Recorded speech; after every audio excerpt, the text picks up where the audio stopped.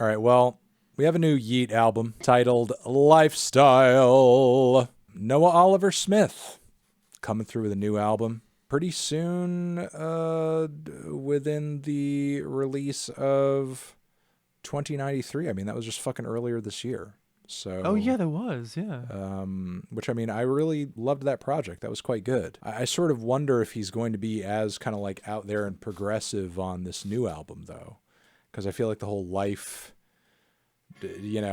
thing for him is sort of like a bit of a throwback to the way he used to stylize all of his titles and everything. And he's really kind of going crazy with the umlauts and accents on the letters and the titles as well. And Umlauts. He's got some features on here like Don Toliver and Lil Durk and Kodak Black. So, and as good as the album was, and as much as it was like kind of turning a lot of heads and even convincing people who have been like skeptical of his stuff in the past, like there was definitely like a chorus of hardcore fans of his who were like, oh man, we miss the old Yeat. We miss the Yeat that sounded like he was drugged out of his mind and da-da-da-da-da. So I maybe on some level there could be some pressure there to sort of like just give the fans who have been there since like day one or, really started like picking up with him,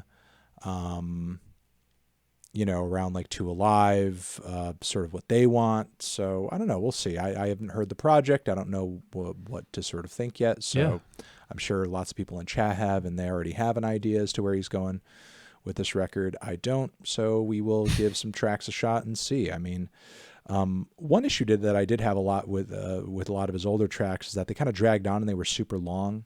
They had kind of, more length than they did detail, and the song lengths on this look pretty trim, honestly. So that's cool.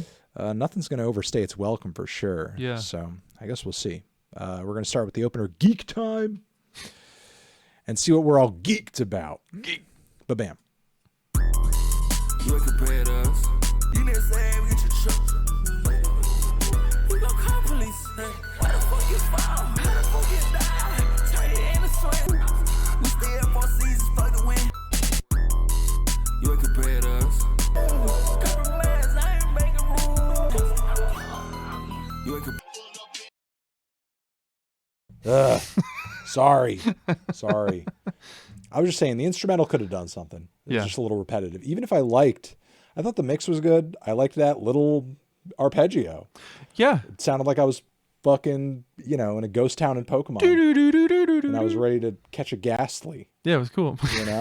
Like that's what it felt like to me. I'm sorry I'm on a muting streak right now. But I liked the vibe. I just wish it switched up a little bit more.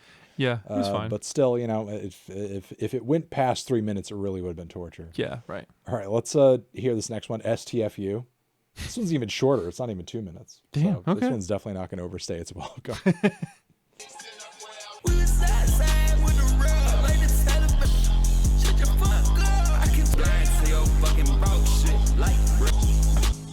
All right, it's okay. Yeah. I don't know if this is the direction you should be going in. It just didn't go anywhere. I mean, again, it didn't go anywhere, but I feel like he stripped his sound back and he simplified it back to what it was. But this time it sort of feels like instead of being weird and wigged out and psychedelic, this time it just feels really aggressive and in your face. Yeah. Which I feel like works to an extent, but also it just feels like, I don't know, there's something about it that just feels a little thin. It feels kind of cold. It could even hit harder, or it just feels a little stagnant. Yeah. Yeah. We hear another one, They Tell Me. Whoa. That's a wild beat. That's a crazy start to a beat. What?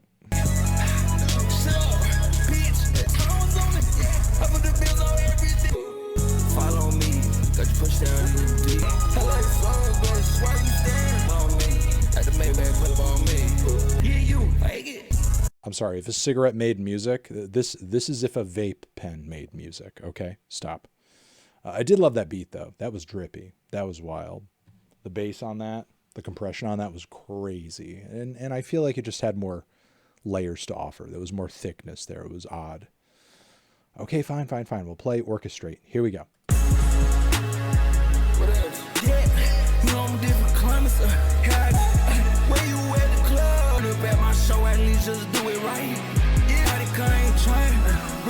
like family. Run it back every week.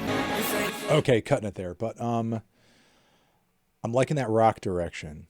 I feel like the riffs add like sort of like a thickness and bring a sinister quality to it that I think this album kind of needs if he's going to be going harder and heavier and doing something more aggressive.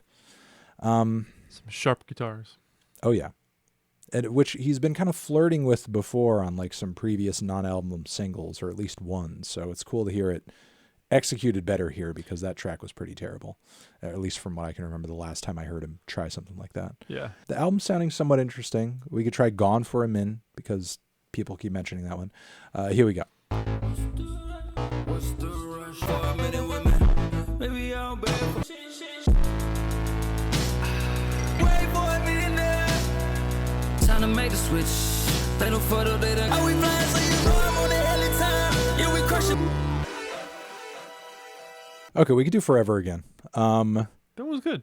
No, that was interesting. And just all the crazy auto-tune layers. There's very Travis, very Kanye. Like it really kind of feels like he's Influences on the sleeve. Borrowing from that lineage. Yeah. You know, he doesn't just feel like your average kind of, people kind of couch him as a rage artist, but I feel like he's been kind of like venturing out in some interesting ways. Though I feel like the layers were there. There could have been like more effects. It felt super dry.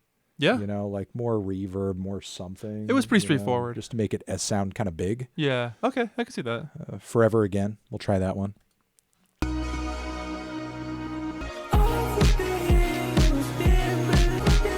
Oh my God. And like all of his records lately have this like one dance track. It's like The He's Weeknd. like, I got to do like a little bit of a wee wee wee dance song. Yeah. Like out of fucking nowhere. It's kind of And, cool, actually. Yeah. You know, they always end up being like some of the most fun songs on the record. For sure. Yeah. Time again. With time to you can't keep away.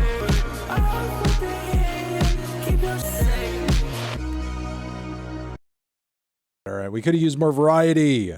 Change up the groove, the just anything, the song structure, please. It had potential. There was a lot there they could have worked with to expand on, but yeah, it kind of stayed the same the whole way through. You know, it's just unfortunate because a lot of these tracks start off really strong, or they have like really cool beats, or like synth palettes, or effects, or like a hooky vocal line or something, but then there's like no build, there's no progression. It just kind of hangs in one spot.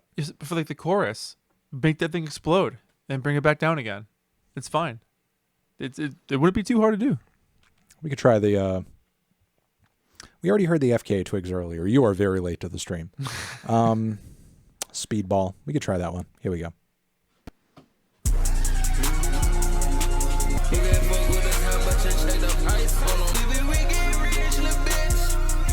You know, I'm going to stop this one, and I'm going to say I feel like he kind of did this better on his last record, and this kind of feels like a Travis Scott leftover. Yeah. You Don't Know Life. We could try that one.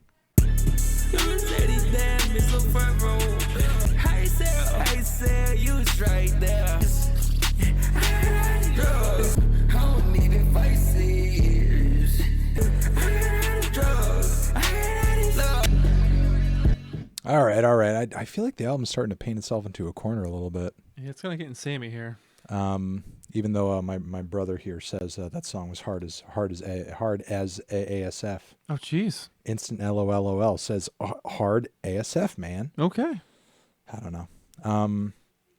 If you dig it, that's cool. If you dig it, you dig it. And I mean, I think it's fine. I just feel like his last record just earlier this year was stronger. So far, anyway. I mean, you know, it's a 21-track album. Obviously, oh my God, a fraction of what is here. Okay, I